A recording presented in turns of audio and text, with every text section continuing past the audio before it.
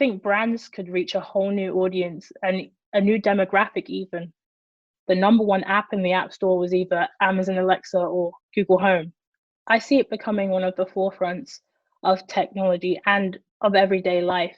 I think it'll get to a point where it will be subtle. We won't even know we're interacting with a voice experience, using your voice. It will be the norm. I think it's just a thing with change. People don't like change. So it takes a bit of getting used to. And if done right, they have another channel to promote their brand.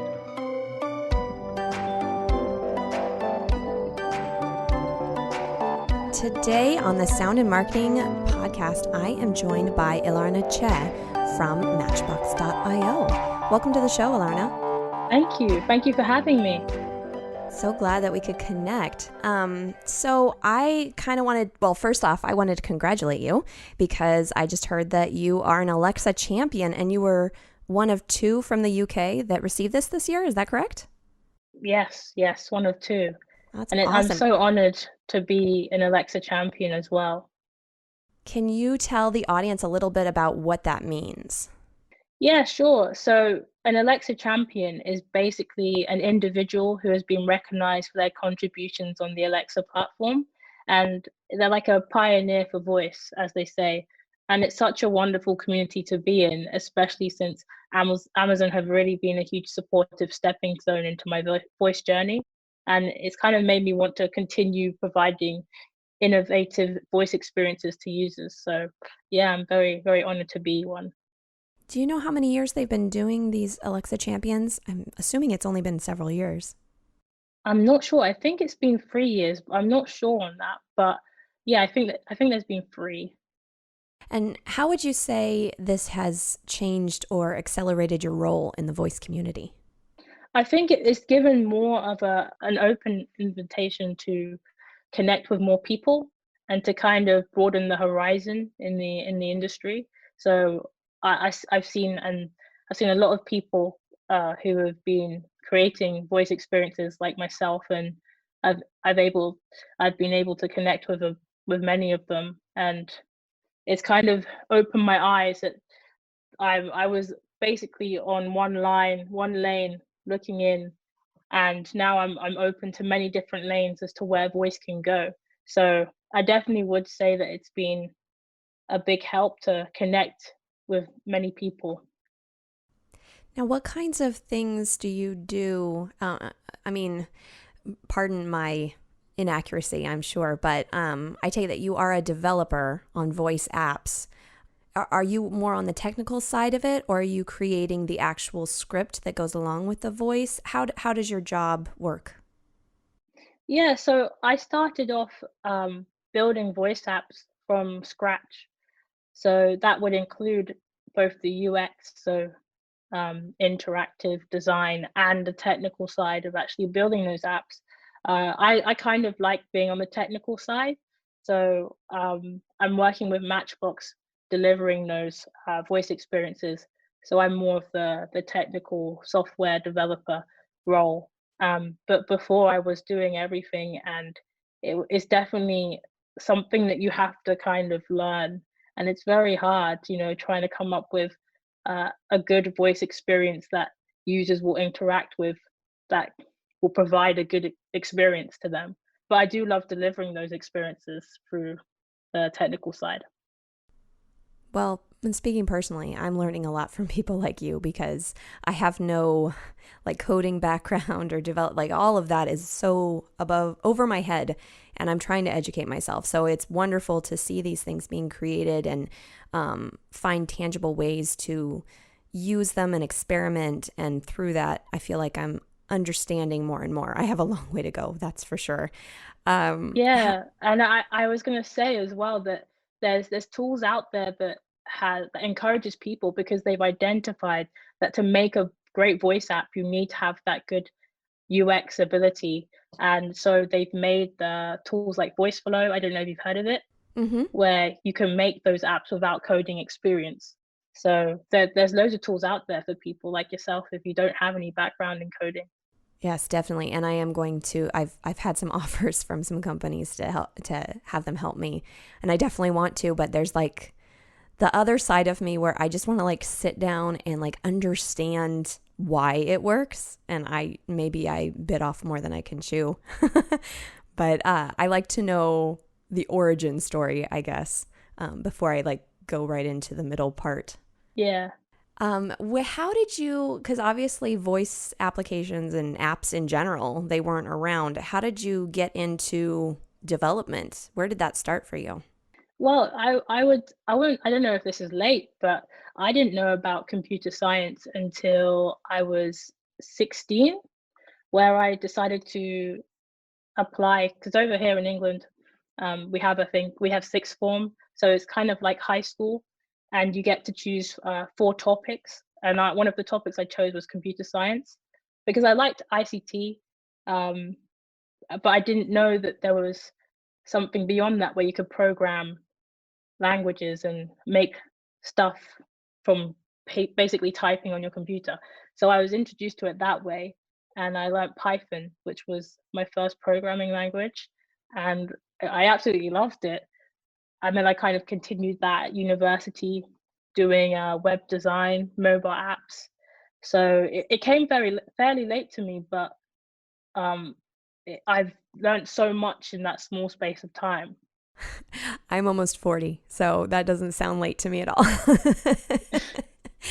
So I've learned it's never too. I've learned it's never too late to learn something. So I agree. There's actually a woman, Kiki Monifa, I believe, and she started like Black History Every Day, like an Alexa skill. And she's in her yeah, 60s and she figured this out. She just started asking questions. So I completely agree with you. Completely agree.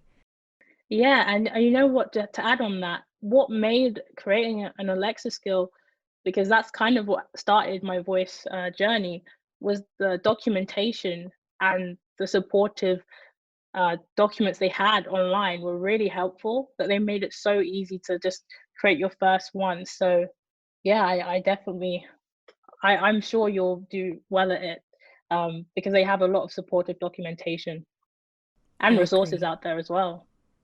Well, and even just the voice community in general, I've found is so supportive, and they'll Yeah, just let you lean on them, and they're cheering when you figure things out. It's a wonderful it's community. so helpful. It's Hmm.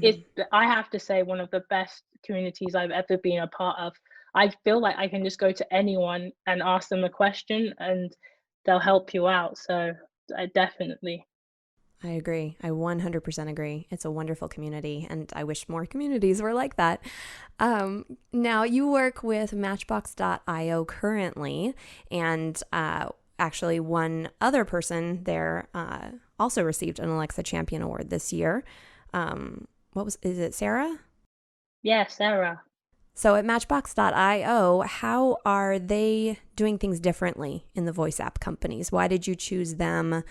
Why is it that they're sailing ahead? Yeah, I believe Matchbox is like one of the leading companies when it comes to voice. And you can see that through their portfolio of Question of the Day, Find My Phone, Kids Quiz, and other applications which spread to millions of users across different countries. And so immediately that struck to me that they're thinking big, you know, they want to really have a voice experience there that is for everyone. And I think what differs from Matchbox is basically our brand is voice.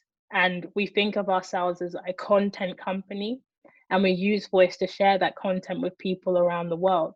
So I believe we want to get to a stage where when there's so many voice assistants around, we can position ourselves as a trusted brand and one that is known for high quality voice experiences. So that we're not just dependent on one platform. So I like to think of it like Netflix and Spotify, for example.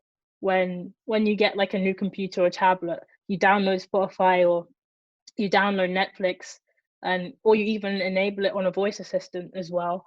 And we want that same kind of thing where people can get a new voice assistant and they go and download a Matchbox app because that's how we kind of want to build ourselves, you know. Would you be looking at it as just like an automatic download attached to a certain product? No, more like it's like people's first initiative. Like, you know, when your first initiative when you get a new phone is to download social media. That's probably one of the first things people download when they get a new phone or get a new tablet, or you know they download their favorite apps, and we kind of want to get to a place where we become one of their favorite apps. So they'll be like, right, first thing I do is download question of the day. First thing I do is download Find My Phone. How is voice applications critical to a brand's success in sound marketing? Because there's so many different, as I've been kind of delving on here and there's so many different outlets for sound marketing. Why should they choose voice applications? Yeah, I think for existing global brands especially, it's just another way to reach and engage with like their consumers, because it's like YouTube. It's a free platform where you can upload your content and get access to billions of users. And voice assistants is a growing industry. And I've seen from the last few Christmases, the number one app in the App Store was either Amazon Alexa or Google Home. And that's from people buying their family or friends voice assistants, and then they're setting it up. So I think brands could reach a whole new audience and a new demographic even. And if done right, they have another channel to promote their brand. How prevalent do you think voice is going to be in the next 5 to 10 years? Because something that I've been reading and researching a lot is that we're kind of turning into a screenless society because we're too busy, or we're just multitasking on things. So it's becoming a screenless society or a multimodal application of sorts. Where do you see voice going in the next several years as this continues? I see it becoming one of the forefronts of technology and of everyday life. I've been preaching about this a lot. I think it'll get to a point where it will be subtle. And what I mean by that is that we won't even know we're interacting with a voice experience. It will kind of be like, pick up my dry cleaning. And that would mean something that might not make sense now, but it will mean something down the road. Or even, I think of it like this: when CDs were still a thing, and well, they are still a thing, kind of, but they're reducing. But downloading, when that came into play, I was very skeptical about it. It took me a while to get used to downloading games and stuff, but now it's like second nature to me. And I think that will be the same with voice. Buying stuff on voice, using your voice, will be it will be the norm for sure. And I think it's just a thing with change. People don't like change, um, so it takes a bit of getting used to. Yes, people don't like change, but they like convenience. And so if convenience is part of the change, I feel like people will adapt to it better and faster. Just because, Yeah, at least in America, it's all about, what you deserve and this luxury and that luxury. So, yeah, that's my yeah. perception on it. I definitely think as well we're very lazy. So if we can find the fastest and most efficient way, and I actually have a good example. So with when you're ordering a pizza, if you're one of those people who are very like specific with their order, and you order the same thing, wouldn't it be nice to just say, "Hey Alexa, order me a pizza," and then you don't need to like pay for anything because they have your payment details already. They already knows what order you want to take, and the next 20 minutes you get your pizza delivered to your door. So it's kind of like that. I feel like it will get to that eventually. Stay tuned next week for the conclusion of Ilarna and I's chat about voice apps and the possibilities that they hold for brands and companies. For more of the Sound and Marketing Podcast, don't forget to follow, subscribe, and share. You can find us on iTunes, Spotify, Google Play, iHeartRadio, Pandora, and Stitcher. For inquiries on producing and developing your own podcast, or for inquiries on sonic branding and sonic branding consultation availabilities, you can find me at Dreamr Productions. That's DREAMR Productions.com, LinkedIn, and Facebook. You can also email me at Jeanna, JEANNA, at dreamrproductions.com. All links will be provided in the show notes. This episode was produced by Dreamr Productions and hosted, written, and edited by me, Jeanna Isham. Let's make this world of sound more intriguing, more unique, and more on brand.